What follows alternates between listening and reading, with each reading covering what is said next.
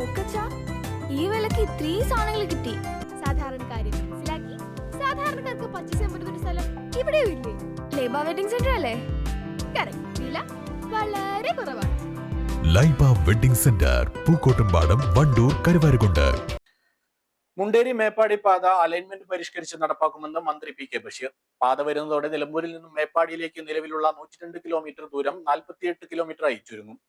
മലപ്പുറം, വയനാട് ജില്ലകളെ ബന്ധിപ്പിക്കുന്ന നിർദ്ദിഷ്ട മുണ്ടേരി മേപ്പാടി മലയോര ഹൈവേ യാഥാർത്ഥ്യമാക്കാൻ നടപടിയെടുക്കുമെന്ന് പൊതുമരാമത്ത് മന്ത്രി പി കെ ബഷീർ നിയമസഭയിൽ പറഞ്ഞു. ആര്യാടൻ ഷൌക്കത്ത് എംഎൽഎയുടെ സബ്മിഷന് മറുപടി പറയുകയായിരുന്നു മന്ത്രി. വയനാട് ജില്ലകളെ ബന്ധിപ്പിക്കുന്ന നിർദ്ദിഷ്ട നിലമ്പൂർ മുണ്ടേരി മേപ്പാടി മലയോര ഹൈവേ യാഥാർത്ഥ്യമാക്കാൻ ഈ സർക്കാരിന്റെ ഇടപെടൽ ഈ സബ്മിഷനിലൂടെ ആവശ്യപ്പെടുകയാണ് സർ. 2009 മെയ് 21 നാഗ്പാക്കിന്റെ റിപ്പോർട്ടിൽ വളരെ കൃത്യമായി പറഞ്ഞ പാതയാണ് സർ ഇത്.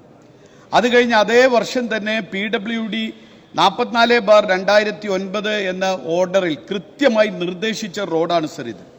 2011 വയനാട്ടിലേക്കുള്ള അനുയോജ്യമായ ബദൽ പാത എന്ന് നിർദ്ദേശിച്ച പാതയാണ് സർ ഇത്. പക്ഷേ മാത്രമല്ല, അത് കഴിഞ്ഞ് 2016 ഇൻവെസ്റ്റിഗേഷൻ റിപ്പോർട്ട്, വിശദമായ ഇൻവെസ്റ്റിഗേഷൻ റിപ്പോർട്ട് സമർപ്പിച്ചു. അതിലും പറഞ്ഞിരിക്കുന്ന പാത ഈ പാത തന്നെയാണ്. ഈ പാത സർ സത്യത്തിൽ ഇന്ന് ഞങ്ങൾ വയനാട് പാർലമെന്റ് മണ്ഡലത്തിന്റെ ഭാഗമാണെങ്കിലും ഞങ്ങൾക്ക് വയനാട്ടിലേക്ക് പോകണമെങ്കിൽ ഞങ്ങൾക്ക് പോകേണ്ടത് തമിഴ്നാട്ട് മറ്റൊരു സംസ്ഥാനത്തിലൂടെ പോകേണ്ട ഘട്ടമാണ് സർ. അതെങ്കിൽ മറ്റൊരു ജില്ലയിലൂടെ പോകണം.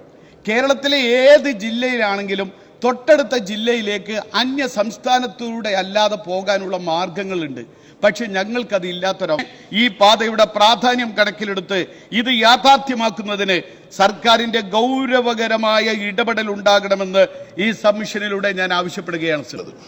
ബഹുമാനപ്പെട്ട അംഗം സൂചിപ്പിച്ചതുപോലെ വയനാട്ടിലേക്ക് നിലമ്പൂരിന്ന് 42 കിലോമീറ്റർ ദൂരം കുറയും. ഇത് ഒരു അത്യാവശ്യമാണ്. പക്ഷെ ഫോറസ്റ്റ് 11 കിലോമീറ്ററാണ്.